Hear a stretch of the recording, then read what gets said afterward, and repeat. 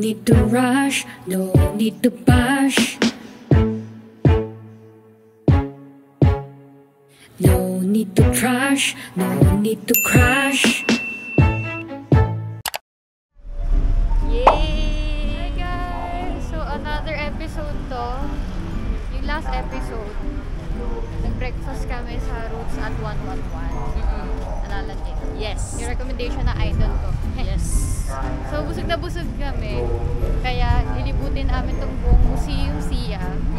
Na ang alam ko pagkakaalam namin, dito nag-shoot yung scene ni Mario Motor sa Crazy Little Thing Called Love. Parang wala to before, sorry. Ay, wait lang, pakita natin. oh wala eh. Bago to guys, ayan, meron na silang, ayos to So maganda pala dito. Ay pero yun, continue ko muna. So yun yung present time na yung photographer na siya. Mario Motor. Pwede kayong BTS ba to? Yan. Pag pupunta kayo dito dahil may malapit yung natutukan kanina. Station na yun.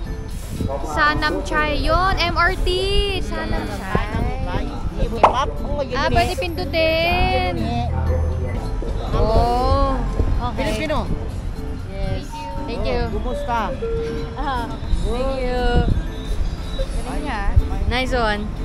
At tinuturo lang niya guys. Oo nga, kasi na may press. curious din ako dyan kanina eh. Pwede natin i-press. Yay! First time namin dito. Wow, init, grabe. Init. Museum. Yun yung entrance. Entrance guys. Eh? Wait. Pwede ata dito eh. Ayun yung mga cafe. Saan ba? Entrance daw eh. Entrance ata ito ng MRT guys. Ano ba? Oo. Buti na ano mo.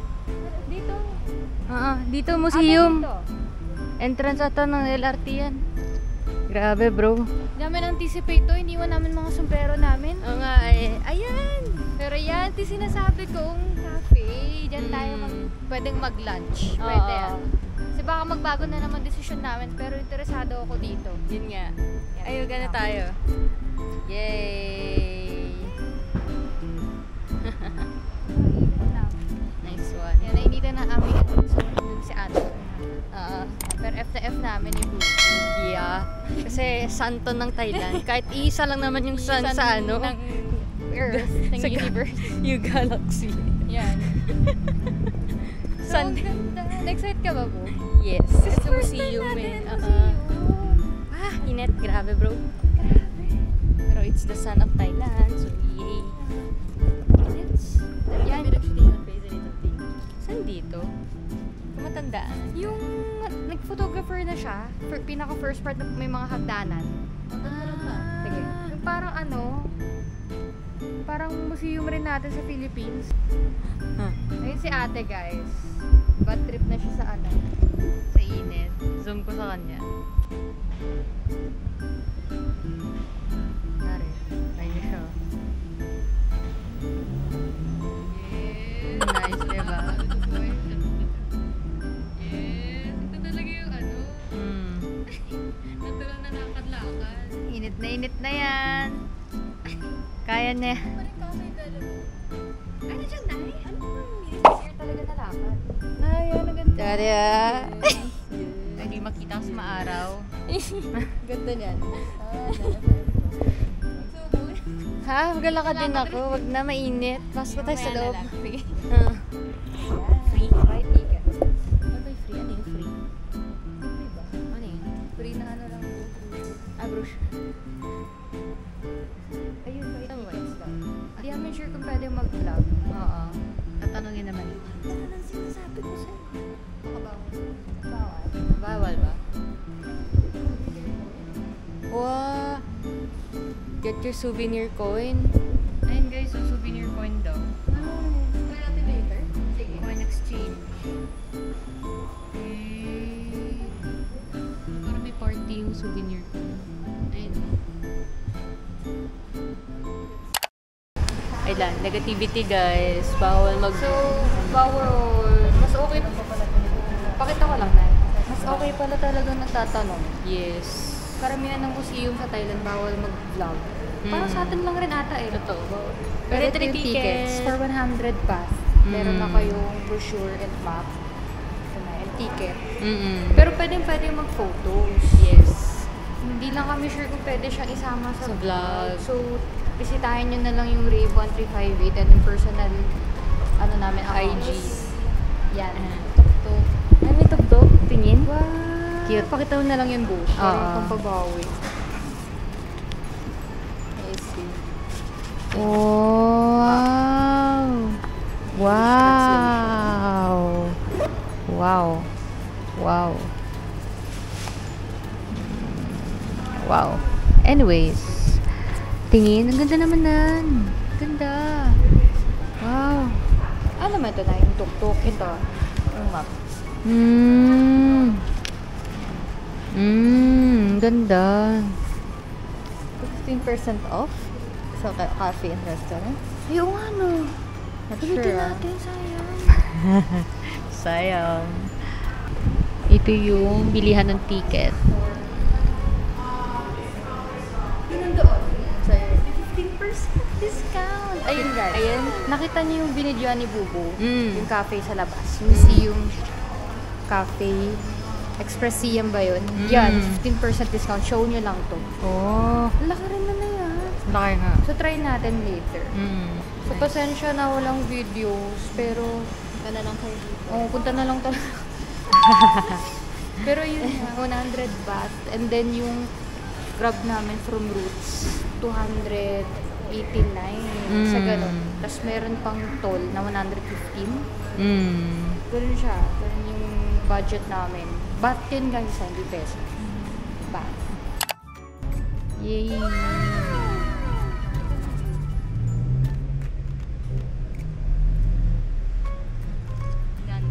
Hi!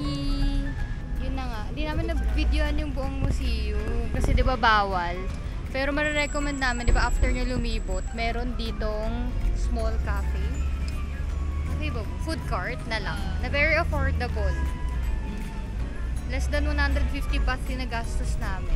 So, ayun guys. Honestly, merong, di ba pag bumili kayo ng ticket, meron kayong 15% discount dun sa kabila. Eh, kaso, magiging totoo na kami, may pagka-fancy yung presyo. Ito, naalala mo magkano sa Cebu? Yung drinks mo? Sa akin, 60. 60 to. 70 bus. Same lang. Same. 60-70. Yung nanay, 70-50. 50? Mas mura sa kanya. O, Yeah. diba? Yun na yung lunch nyo. Ang ganda! Kaya nga eh. Diba?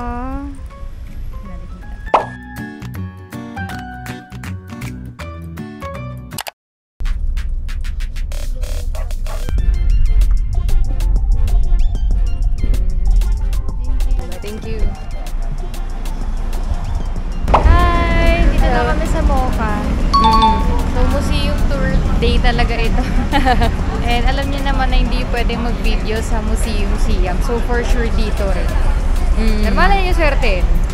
Kasi nakita ko may mga nag-vlog, nag-glimpse lang. Glimpse. Glimpse lang talaga.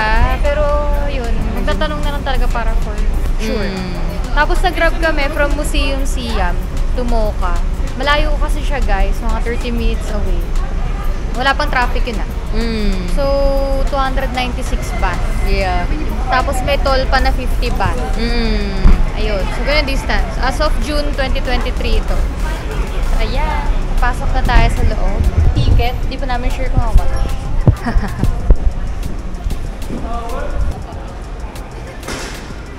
Maganda to sa loob, guys. Kaya kasi Excited na pinupuntahan ako. ng mga artista eh. So, nalaman namin to kay Frin sa Rocha, sa Kachania Maclaurin. Ayun.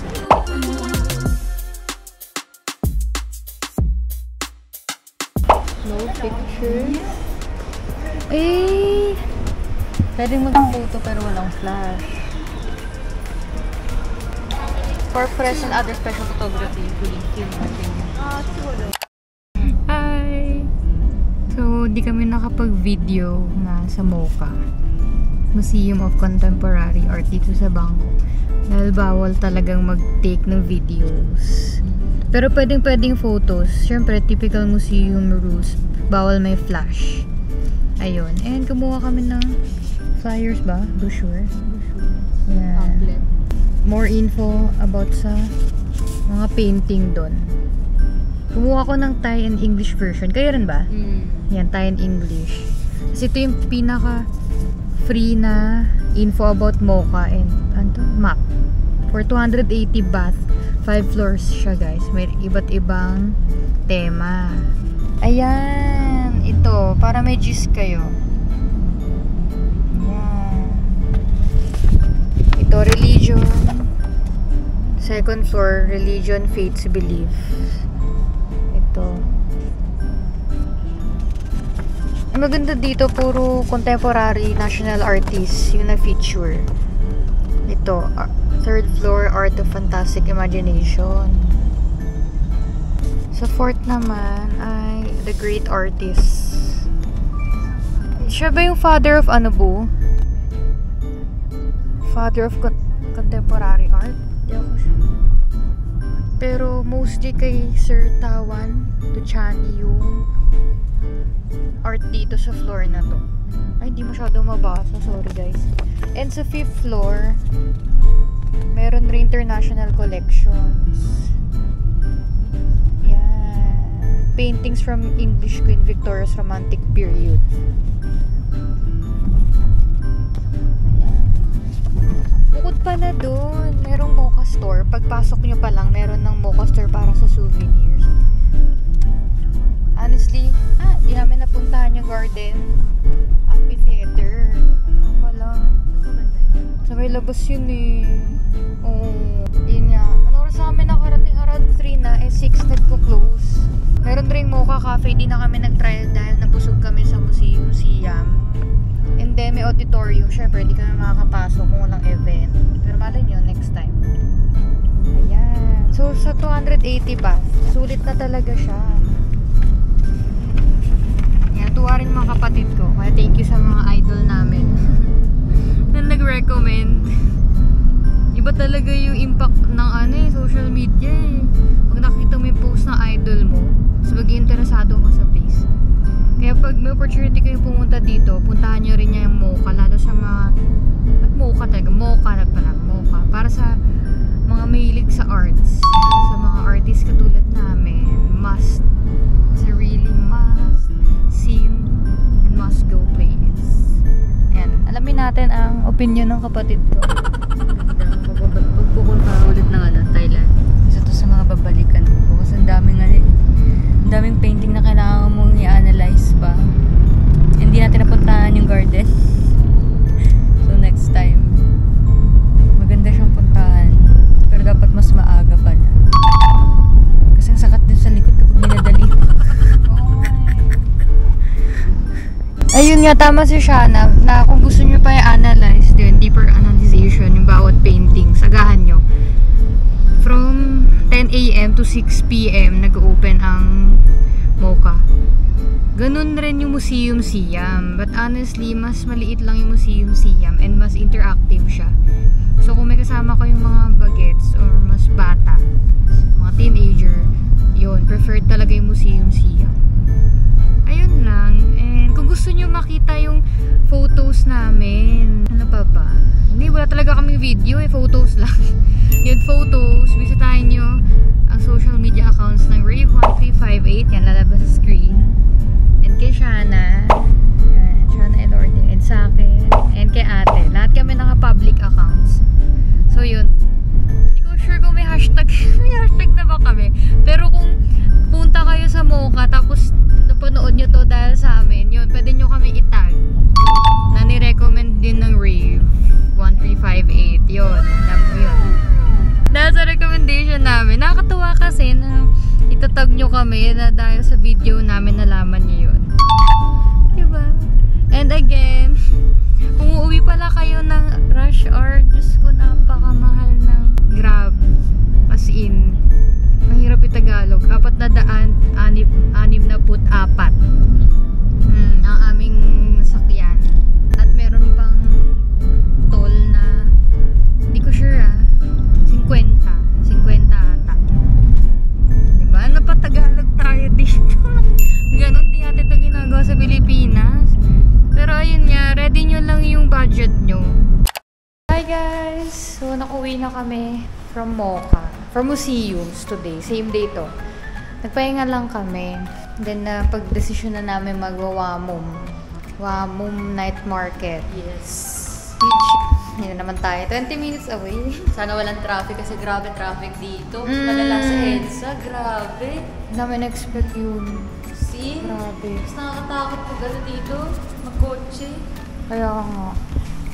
Pero yun na kasi sulit namin yung gabi. Dahil bukas, yun na yung last full day namin dito sa Bangkok, Thailand.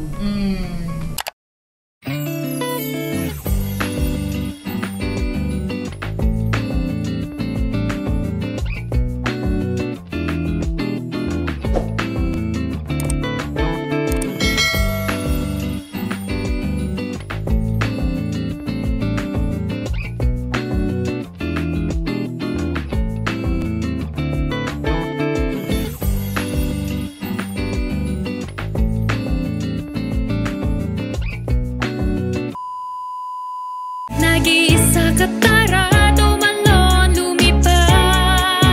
Give them love kahit na mapagulo. Araw-araw mo binugo o share everything you have.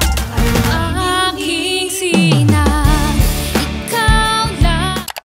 Napansin nyo, biglang napunta dito. And may transition na onti ng mga shot namin na stalls like mga damit and food. Pero honestly, ang review namin sa lugar, less nga yung tao. Kaso, kailangan yung magdoble ingat kasi napansin lang namin na medyo may mga suspicious na civilians na alam nila pag foreigner ka, tapos lalapit sila randomly. Di ba, bu? Na parang ditikit sila sa'yo. Eh, syempre, ikaw foreigner ka, matatakot ka talaga. Syempre, dala mo yung passport mo, yung pocket money mo, lahat. Gadgets, camera. Kaya di namin natuloy yung pag-shopping ng ibang damit na ang mura talaga nung iba. Pagtatawad kayo. So, ito, papakita ko na lang na ito muna kay Shana. Yan. Binilan ko siya. Pero siya pumili, guys, as ate. Bibilan ko siya, pero siya pipili. So, 120 baht. Wala nang tawad kasi yun yung pinaka-cheap daw eh. Meron siyang tag na Gap, pero hindi siya Gap. Gawa, parang French?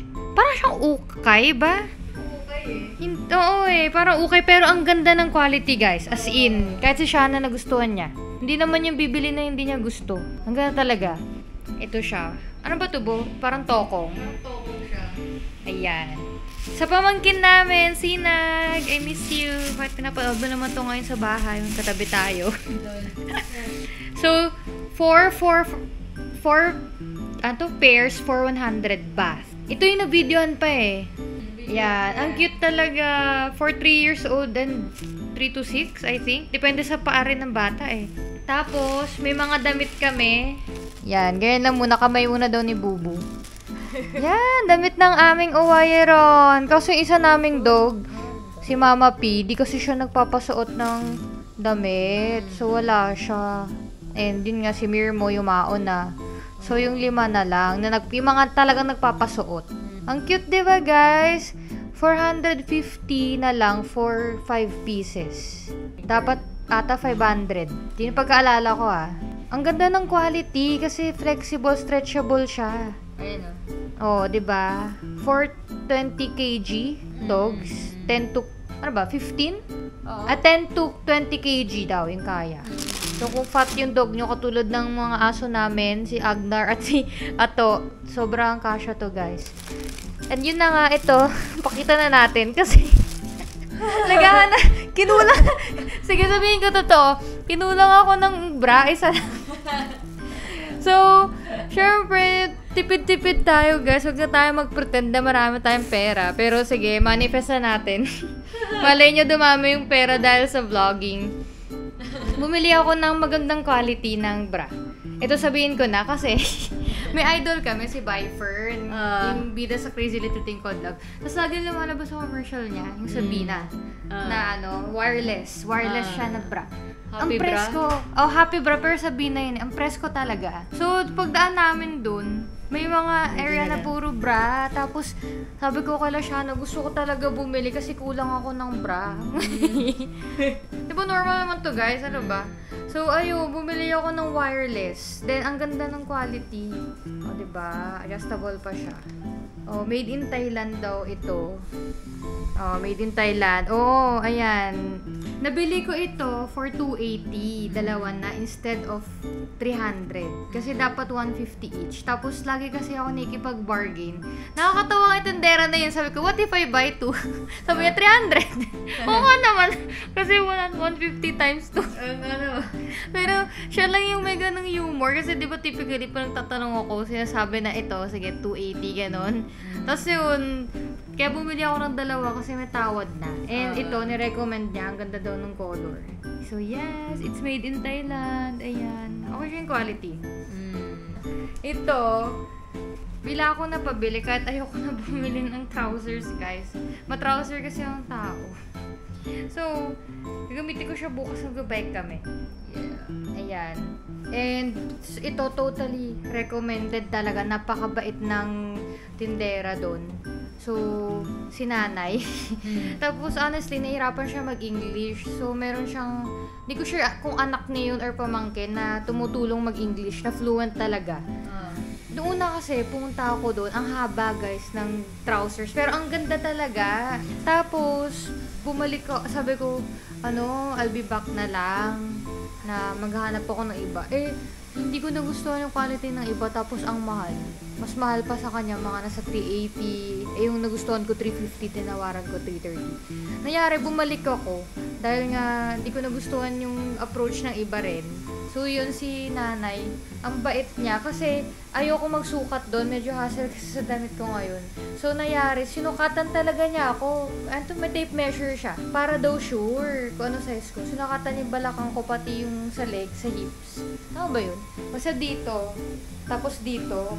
Tapos, pag sinusukat niya dito, sinusukat rin niya sa pinaka-pants. Kasi nafe-feel ko mananahi talaga siya. Tapos yung bait lang, na very accommodating. Tapos yun, nag-check ko nga yung ganyan-ganyan kasi ganun ako mamili. Okay lang sa kanila na okay, double check, ganun. Tapos pinaganito pa sa akin. Oo, di ba? Kasi syempre nga, di ba yung normal na sizing pag sukat ba, pag ayaw mo isukat talaga ng sukat sa body. Kaya yun, binili ko siya. Ang ganda rin ng quality, above the ankle. Magamit ko pa sa work. Ayan. Pag may ibang ganap. So, ayun, ito yung mga napamili namin sa Wamom or Wamam. Pili ko Wamom Night Market, and nagustuhan rin ng mga kapatid ko kasi nga less yung tao. Tapos, okay naman yung food. Okay siya. Hindi namin tinry lahat kasi busog na kami. And itong mga prices ng aming pinamili, very affordable. Yan. Ayan. Pero syempre, mahigit 2K yung nagastos. Syempre, kasama pa yung food and yung grab. So, recommend namin pag mag-grab kayo, from dito Live Hotel, kasi dito na kayo mag-check-in. From Live Hotel to Wamom, kung tatlo kayo, around 141 yung pauwi kami. Past 10 PM na. Depende talaga sa oras. Di ba, bo? Tapos wala siyang toll. Hindi kayo sa expressway. Kaya, try nyo rin kung ayaw nyo nga ng sobrang ingay, sobrang gulo na crowded place. Meron naman rin dong maingay na part, pero hindi yung lahat. Diba? Yun. So, mag-enjoy kayo. And thank you for watching this vlog. I hope you like, share, and comment. And please, huwag nyo kalimutan na panoorin pa yung mga next vlogs namin. So, bye-bye! Thank you!